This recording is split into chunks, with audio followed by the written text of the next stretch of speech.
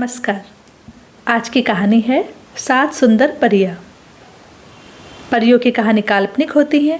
पुराने समय में जब मनोरंजन के कोई और साधन मौजूद नहीं होते थे तो घर के बड़े बुजुर्ग कहानियों के माध्यम से बच्चों को मनोरंजन के साथ साथ अच्छी सीख देने के लिए, बच्चों को अच्छाई और बुराई के बारे में बताने के लिए और विपरीत परिस्थितियों में भी कैसे ना घबराएं, इन कहानियों के माध्यम से ही बताते थे।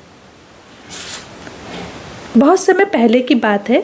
परीलोक की 7 सुंदर परियां धरती की सैर पर निकली। परीलोक एक ऐसा स्थान है जहाँ केवल परियां, जादू और खुशियाँ ही रहती हैं। वहाँ न दुख होता है, न रोना, न शोर। लेकिन धरती की सुंदरता की बातें परियां अक्सर सुना करती थी।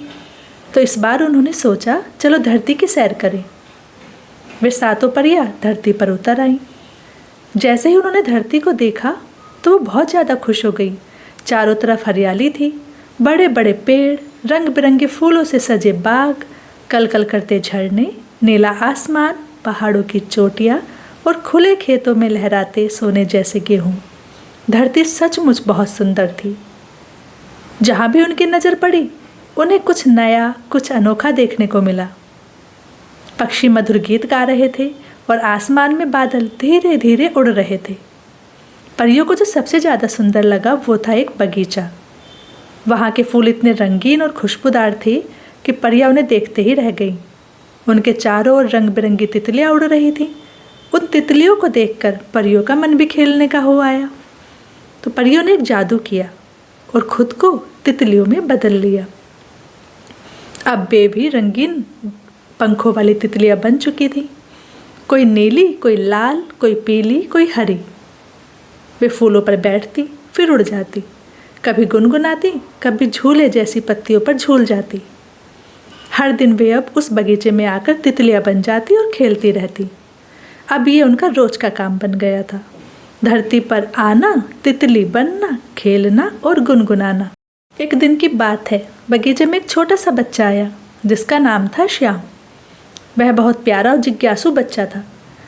वह फूलों के बीच खेल रहा था, तभी उसकी नज़र एक खास तितली पर पड़ी। ये वही तितली थी जो असल में परी थी, सबसे सुंदर, सबसे चमकीले पंखों वाली। श्याम ने बिना सोचे समझे झट से उसे पकड़ लिया। तितली बनी परी को बहुत डर लग गया। वह सोचने लगी, अगर श्याम ने मुझे नहीं छोड़ा तो मैं परियों के देश कैसे लौट पाऊंगी। पर वो कुछ कह नहीं सकती थी, वो अब तितली के रूप में थी।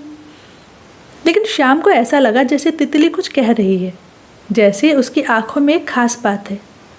तो उसने तितली को ध्यान से देखा और बोला, क्या तुम आज़ाद होना चाहती हो? तो तितली ने भी पंख को धीरे से फड़फड़ाया, जैसे हाँ कह रही हो। श्याम को समझ आ गया कि इस सुंदर तितली को उड़ना पसंद है। वह मुस्कुराया और बोला, जा तितली उड़ जा, तुम्हें आज़ाद रहना चाहिए। जैसे ही उसने तितली को छोड़ा, तितली फौरन उड़ गई। पर थोड़ी देर बाद उसने हवा में एक गोल चमकदार गोला बनाया जो धीरे धीरे आसमान में गायब हो गया। उसी रात शाम को एक बहुत ही सुंदर सपना आया। उसके सामने वही तितली आई, लेकिन अब वह तितली नहीं, एक परी बन चुकी थी। उसके लंबे बाल, चमकदार पंख और मुस्कुराता चेहरा देखकर श्याम बहुत खुश हुआ। परी ने मुस्कुराकर कहा, श्याम, तुमने मुझे आज़ाद किया था, इसलिए मैं तुम्हें एक खास तोहफा देने आई हूँ। पलक झपकते ही परी ने अपने जादू से श्याम को हवा में उड़ाया और वे दोनों एक चमकदार रास्ते पर उड़ते हुए परियों की दुनिया परीलोक पहुंच गए। वहाँ सब कुछ चमक रहा था, रंग बिरंगे फूल, झीलों का मीठा पानी और चारों ओर उड़ती परियां। परी ने श्याम को वहाँ के फल खाने को दिए। उसके बाद परी ने एक प्याले में पानी लाकर दिया। जैसे ही श्याम ने उसको पिया उसे अमृत जैसा लगा और उसको पीते ही वह उड़ने लगा। परियों के साथ उसने दोस्ती की, बहुत देर तक उनके साथ खेला, नाचा, गाया। फिर परी ने कहा, अब तुम्हें वापस जाना होगा श्याम, लेकिन याद रखना, जब भी तुम किसी को आज़ाद करोगे, किसी की मदद करोगे, हम परियां तुम्हारे साथ होंगी। श्याम की आँख खुली तो वह अपने बिस्तर पर था। उसे लगा जैसे वो सपना था, लेकिन तभी उसके तकिए के पास एक चमकदार पंख रखा हुआ था, वही पंख जो परी के तितली रूप में था। श्याम समझ गया कि वह सपना नहीं था, वह सच था और अब से वह हमेशा जानवरों, पक्षियों और तितलियों की रक्षा करेगा। उस दिन के बाद श्याम बगीचे में रोज जाता, लेकिन तितलियों को पकड़ता नहीं था। उन्हें देखता, उनके साथ गुनगुनाता और मुस्कुराता, क्योंकि अब वह जान गया था हर तितली में एक परी हो सकती है।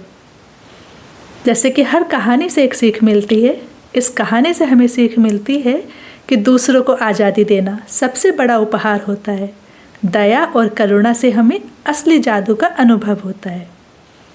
आगे भी इसी तरह की कहानियाँ सुनने के लिए चैनल को प्लीज़ सब्सक्राइब ज़रूर करें, लाइक, शेयर और कमेंट भी ज़रूर करें। धन्यवाद।